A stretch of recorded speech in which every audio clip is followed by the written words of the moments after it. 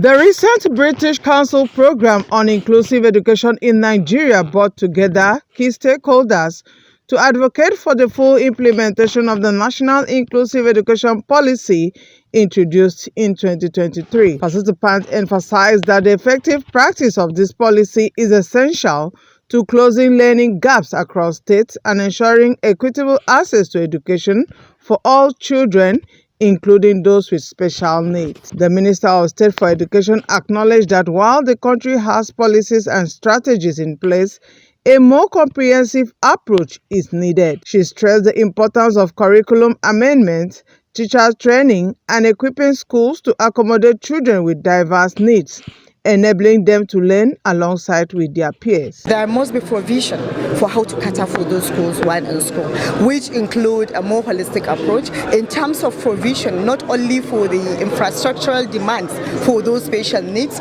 but also in terms of teacher training, teachers that can cope with these special needs students. And then apart from that also, even to some level, even the curriculum itself must be amended, must be, as I said, it has to be a holistic approach in ensuring inclusivity in our school. The acting country director of the British Council highlighted the significance of the policy dialogue. As British Council, we believe that every child matters, and that children have a fundamental right to access education.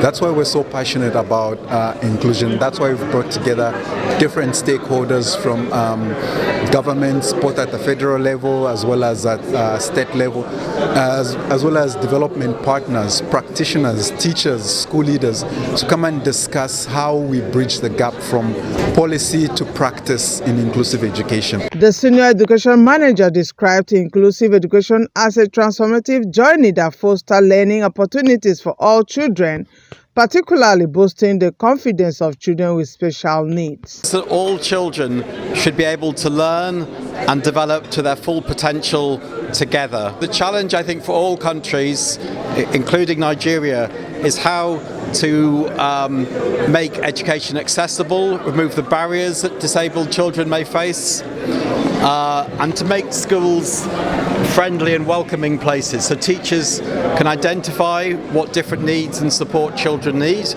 But when disabled and non-disabled children can learn together, that really helps everyone. The lead paper presenter in her presentation, Bridging the Gap Between Inclusive Education Policy and Practice, called on the federal government to demonstrate strong political will in implementing the policy. The main thing is implementing the things in those proposals, and that's why I came up with the major challenges, which would include federal and state cooperation and collaboration, and the states being willing to listen and take on this policy, and as well as providing funding for it, and not just putting it in the budget, but actually releasing funds. Participants collectively urged the Ministry of Education to prioritize translating policy into tangible actions, ensuring the inclusive education framework is fully operational and impactful across Nigeria.